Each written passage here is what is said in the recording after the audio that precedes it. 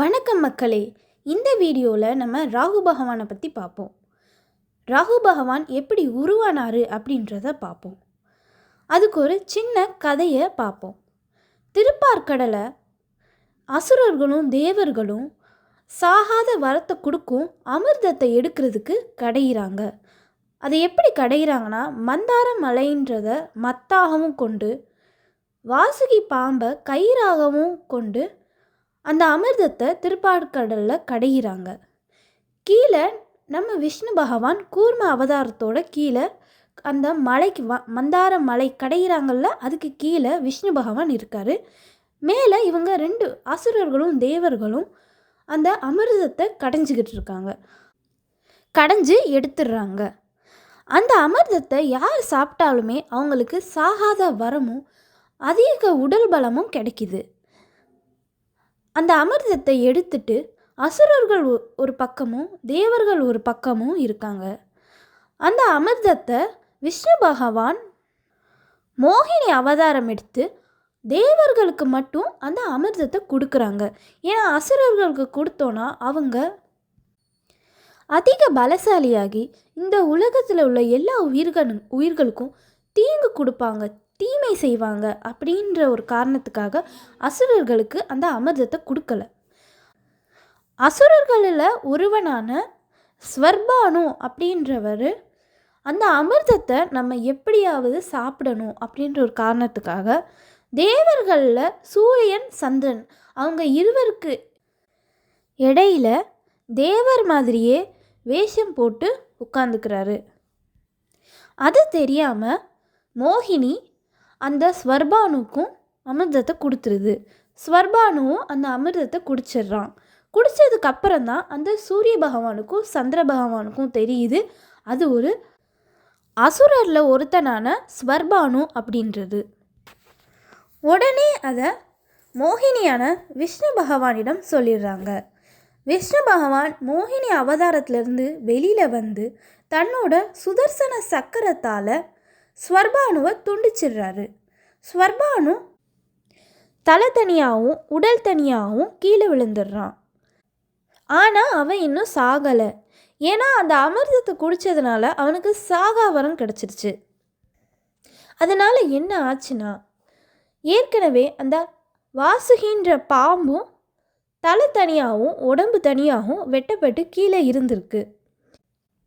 இப்போ என்ன ஆச்சுன்னா, ஸ்வர்பானுவோட தலையும் வாசுகி பாம்போட உடம்பும் சேர்ந்துருச்சு. அது மாதிரி வாசுகி பாம்போட தலையும் ஸ்வர்பானுவோட உடலும் சேர்ந்துருச்சு. இப்போது வாசுகி பாம்போட தலையும் ஸ்வர்பானுவோட உடலும் சேர்ந்ததை நம்ம கேதுன்னும், ஸ்வர்பானுவோட தலையும் வாசுகி பாம்போட உடம்பும் சேர்ந்ததை நம்ம ராகுன்னு சொல்கிறோம். இப்படி தான் ராகு கேது உருவாச்சு.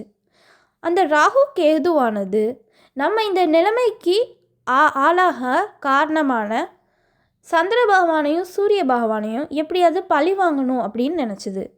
அதுக்காக அது என்ன பண்ணுச்சுன்னா, சந்திர பகவானையும் சூரிய பகவானையும் பின்தொடர்ந்து தன் வாயால் 2 கிரகங்களையுமே விழுங்குச்சு. அதை தான் நம்ம சூரிய கிரகணம் அப்படின்னும் சந்திர கிரகணம் அப்படின்னும் சொல்கிறோம். இப்படி தான் ராகு உருவாச்சு. இப்போது ராகு ஒரு ஜாதகத்தில் ரொம்ப கெட்ட விதத்தில் வலிமையானாலும் இல்லை நல்ல விதத்தில் வலிமையானாலும் என்ன பலன்கள் வரும் அப்படின்றத பார்ப்போம். இப்போ ஒரு ஜாதகத்தில் ராகு வலிமையாக இருந்துச்சுன்னா, அதாவது நல்ல விதமாக வலிமையாக இருந்துச்சுன்னா, அந்த நபருக்கு பேர், புகழ், அந்தஸ்து, கௌரவம் எல்லாமே கிடைக்கும். எல்லாமே பிரம்மாண்டமான விதத்தில் கிடைக்கும். ஏன்னா ராகு எப்பயுமே ஒரு விஷயத்தை பிரம்மாண்டமாக காமிக்கும். அது மாதிரி சீக்கிரமான உயர்வையும் அவங்களுக்கு கொடுக்கும். தந்திரசாலியாக இருப்பாங்க, ஒரு விஷயத்தை நுட்பமாக யோசிப்பாங்க. அது மாதிரி ஒரு இன்சிடெண்ட் நடக்குதுன்னா அந்த இன்சிடெண்ட் எப்படி நடக்குது, எதனால் நடக்குது, யாரால் நடக்குது, இந்த மாதிரி துப்பறிஞ்சு அதில் நன்மையும் தீமையையும் ஆராய்ஞ்சு அதை கண்டுபிடிப்பாங்க. இப்படி ராகு நல்ல விதமாக ஒரு ஜாதகத்தில் இருந்துச்சுன்னா அந்த ஜாதகர் எந்தெந்த மாதிரியான துறைகளில் இருப்பாங்க அப்படின்னு பார்ப்போம். சிபிஐ துறையில் அவங்க வேலை செய்ய வாய்ப்பு இருக்குது. க்ரைம் பிரான்ச், இன்வெஸ்டிகேஷன், தடயவியல் துறை, சைபர் க்ரைம், இப்போது ரீசெண்டாக ட்ரெண்டிங்கில் இருக்கிற ஆர்டிஃபிஷியல் இன்டெலிஜென்ஸ், இந்த மாதிரியான துறைகளிலும் அப்புறம் சினிமா துறைகளிலும் வேலை செய்கிறதுக்கு வாய்ப்பு இருக்குது. சினிமா துறை எப்படி வருதுன்னா, சினிமா துறைங்கிறது ஒரு பொய்யான விஷயத்தை நம்ம நடித்து அதை உண்மை மாதிரி காட்டுறது தான். ராகுவோட கேரக்டர், ராகுவோட நேச்சரும் அப்படி தான், பொய்யான விஷயத்தை உண்மை மாதிரி காட்டும். இந்த சிபிஐ, க்ரைம் பிரான்ச் இதெல்லாம் எப்படி வருதுன்னா, இப்போ ராகுன்றது ஒரு நிழல் கிரகம். நிழலில் இருக்கிற ஒரு விஷயம் வெளிச்சத்துக்கு வருது. ஒரு திருட்டு நடக்குது, அதை எப்படி நம்ம தெரிஞ்சுக்கிறோம், அது யாரால் நடக்குது, எப்படி நடக்குது, அதெல்லாம் நம்ம எப்படி தெரிஞ்சுக்கிறோம், இதெல்லாம் கண்டுபிடிக்கிற விஷயம் இடம்தான் நம்மளுக்கு க்ரைம் பிரான்ச் அப்படின்னு சொல்கிறோம். ஸோ அதனால் அந்த க்ரைம் பிரான்ச், சிபிஐ இதெல்லாமே ராகுன்ற கிரகம் ஜாதகத்தில் பலமாக இருக்கிற ஆட்களுக்கு இதெல்லாம் கிடைக்கும்.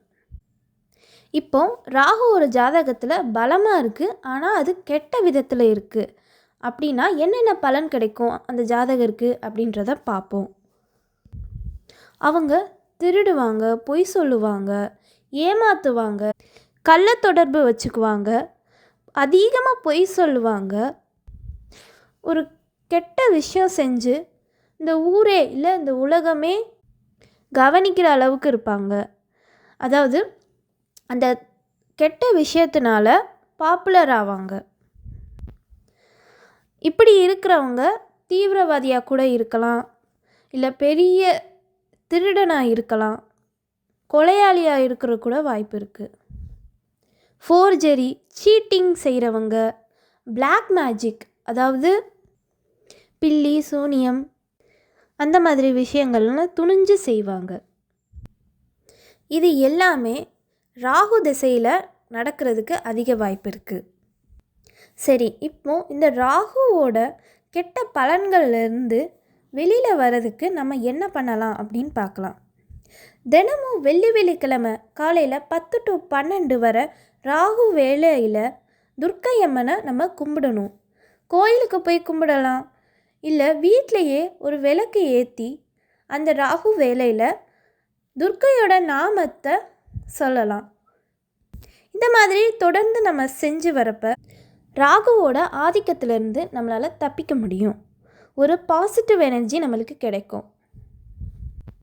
இப்போ ரீசண்டாக எல்லாத்துக்கும் வர இந்த ஆன்சைட்டி, டிப்ரெஷன், ஸ்ட்ரெஸ்ஸு இது எல்லாத்துக்குமே காரணம் ராகு தான்.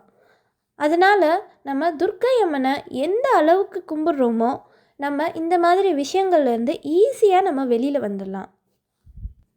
ஓகே வியூவர்ஸ், இப்போ நம்ம இந்த வீடியோவில் ராகுவை பற்றி நல்லாவே பார்த்தோம்.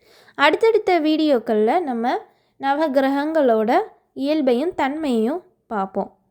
இந்த மாதிரி ஆன்மீகம் அப்புறம் ஜோதிடம் சார்ந்த தகவல்களுக்கு ஆன்மீக சேனலை சப்ஸ்கிரைப் பண்ணி வச்சுக்கோங்க. கூடவே பெல் பட்டனையும் கிளிக் பண்ணிக்கோங்க. அப்போ தான் நாங்கள் போடுற வீடியோஸ் உங்களுக்கு உடனே நோட்டிஃபிகேஷனில் வரும். இந்த தகவல் உங்களுக்கு பிடிச்சிருந்துச்சுன்னா வீடியோவை லைக் பண்ணிக்கோங்க. நன்றி.